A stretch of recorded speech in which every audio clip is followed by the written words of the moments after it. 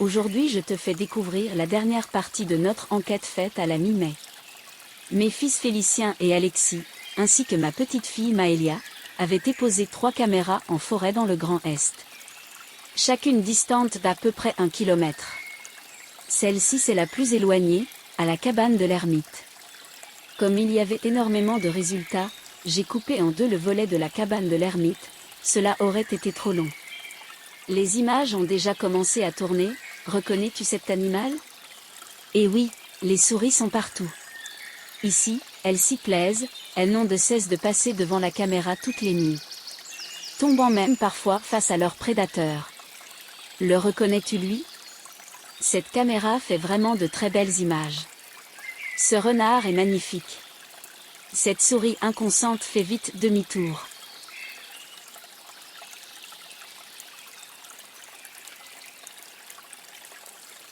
Une autre souris va croiser un prédateur. Le reconnais-tu? Fouine ou martre des pins? Bravo. C'est une belle fouine. Elle est venue très souvent, il faut dire que ce coin de forêt pullule de souris, un de ses plats. Une martre des pins magnifique est venue également faire un tour pour les mêmes raisons que la fouine. Je pourrais dire pour le même appétit. Ce fut un véritable défilé chaque nuit. Avec souris, renards, fouines et martre des pins. Je les adore.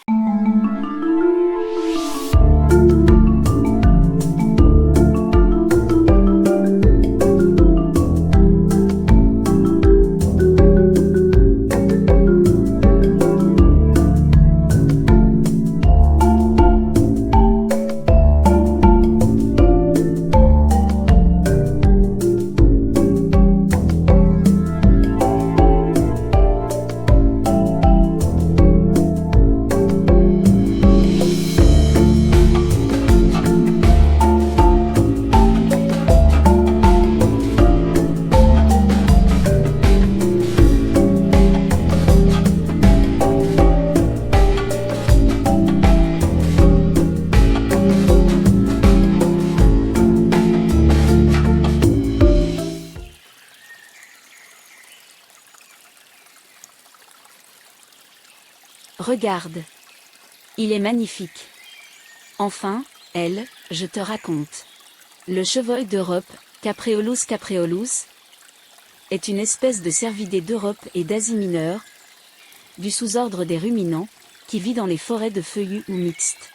Le mâle, appelé brocard, essaie 1 an et demi, lorsque ses bois poussent. Il les perd chaque automne, qui repousse ensuite chaque année. La femelle, la chevrette, n'a jamais de bois. Le chevreuil est un petit animal agile et très rapide. Sa fourrure appelée robe, est de couleur brunâtre. Mesurant en moyenne 62 cm au garrot pour la femelle, et 67 cm au garrot pour le mâle. La mesure au garrot, est la façon de mesurer les quadrupèdes, ceux qui marchent à 4 pattes. Le garrot est une zone du corps située sur le dessus du dos, au bas du cou. Et la mesure est du garrot jusqu'au sol. Le poids de la chevrette est entre 17 et 23 kg. Le poids du brocard varie de 20 à 35 kg. On différencie le mâle de la femelle car seul le mâle porte des bois. Mais lorsque celui-ci les perd, il faut regarder leur miroir. Leur fait quoi? Le brocard a un genre de dessin blanc en forme de haricot. La chevrette a un dessin en forme de cœur. Le chevreuil est anour, c'est-à-dire sans queue. Enfin il a juste un petit toupet. Ses pattes sont fines et longues, terminées par des petits sabots pointus. Le chevreuil est sédentaire. Il est essentiellement herbivore. Il broute l'herbe, mange les bourgeons et feuilles d'arbres. En hiver, il consomme les ronces, la bruyère qu'allume, le lierre, des champignons et des glands. Le chevreuil a une morphologie adaptée pour la course et au bond. Musclé et avec des pattes idéales pour la course. Il peut bondir jusqu'à 2 mètres de haut et jusqu'à 6 mètres de long. En gros, il traverse ma chambre d'un bond sans toucher le sol. Il peut tenir une vitesse de 40 km/h sur de longues distances. Ses pointes de vitesse sont de 100 km/h. On devrait l'inscrire aux Jeux olympiques. Il est grégaire, il vit en groupe d'environ 10 individus. C'est une chevrette, la chef de troupeau, c'est un régime matriarcal. Son cri est un aboiement. Écoute ça. La période des amours dure du 15 juillet au 15 août. La gestation est de 280 jours, soit 9 mois et demi. Après la fécondation, l'embryon, c'est le bébé dans le ventre, commence à grossir qu'au bout de 4 mois. C'est là s'appelait la gestation différée ou la diapause embryonnaire. La chevrette aura de 1 à 3 bébés en mai-juin. Le bébé s'appelle enfant. Le chevreuil est un mammifère, la chevrette allaite ses faons environ 3 mois. Le faon s'émancipe à 1 an. Les prédateurs du chevreuil sont le loup, le lynx. Le chien errant, le sanglier et le renard s'en prendront plutôt au faon. L'homme le chasse pour sa chair et pour réguler sa population. Le chevreuil joue un rôle de diffusion, en transportant des graines, spores de champignons, œufs et larves d'insectes dans son pelage, sous ses sabots et, dans son tube digestif. Il est de plus en plus infesté par les tiques, qui sont de plus en plus présentes en forêt, et qu'il contribue avec d'autres animaux comme le cerf et le sanglier, à colporter. Ces tiques sont vectrices de plusieurs maladies qui peuvent être transmissibles à l'humain. Lorsque tu te promènes en forêt ou dans les hautes herbes, il faut inspecter ton corps, afin d'enlever les tiques si tu en attrapes. Si l'une d'elles t'a mordu, elle reste accrochée généralement, il faut surveiller pendant plusieurs jours cette zone, si ça rougit ou gonfle, ou si tu as un doute, parle-en à ton docteur. L'espérance de vie du chevreuil est de 10 ans environ dans la nature. Il peut être mangé par un prédateur, et de plus en plus le chevreuil est victime de la collision avec des véhicules. Car les routes traversent son territoire. Des écodus sont construits pour faire traverser les autoroutes aux animaux, par-dessus ou en dessous. Et des clôtures pour qu'ils ne traversent pas n'importe où.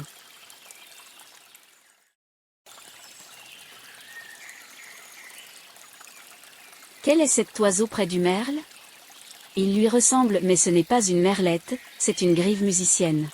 La grive musicienne du nom scientifique Turdus philomélos, est une espèce de passereau de la famille des Turdidés. Elle est reconnaissable à son plumage. La partie supérieure est marron, et la partie inférieure est blanc-beige, avec des taches foncées sur la poitrine et le ventre. Lorsqu'elle est en vol, dans la zone située sous ses ailes, la couleur est orangée. Il n'y a pas de différence physique évidente entre le mâle et la femelle. La grive mesure 22 cm. On peut la confondre avec la femelle du merle. La grive a davantage de taches sur la poitrine et le ventre que la merlette. La grive musicienne se nourrit de vers, de limaces, chenilles ou escargots, ainsi que de baies ou autres fruits. Elle cherche son alimentation principalement au sol. Friande d'escargots, elle a pour habitude de se servir d'une pierre comme enclume, afin d'y casser leur coquille. Une enclume est un outil servant à forger les métaux. Ce comportement lui est propre, et les autres espèces de grives ne le font pas. Elle présente un exemple d'utilisation d'outils par un animal. Plutôt solitaire et discrète en général, la grive musicienne vit le plus souvent seule ou en couple, sauf, durant l'hiver, pendant lequel elle se joint aux bandes de grives novices. Elle vole souvent au ras du sol sur de courtes distances. Par contre en migration, oui c'est une espèce qui migre dans les pays froids, elle a un vol direct et puissant. Elle est une migratrice partielle nocturne, elle vole la nuit. Elle quitte les sites de reproduction en août puis migre vers le sud de l'Europe. Sur la carte en jaune, c'est la zone de nidification pour les grives migrantes, et en bleu leur habitat d'hiver. Certaines populations d'Europe occidentale sont sédentaires, en vert sur la carte, ne se déplaçant que si elles sont chassées par de longues périodes de jet et d'enneigement. Les retours se font de mars à mai. La grive musicienne a un très joli chant, d'où son nom. Écoute, c'est magnifique.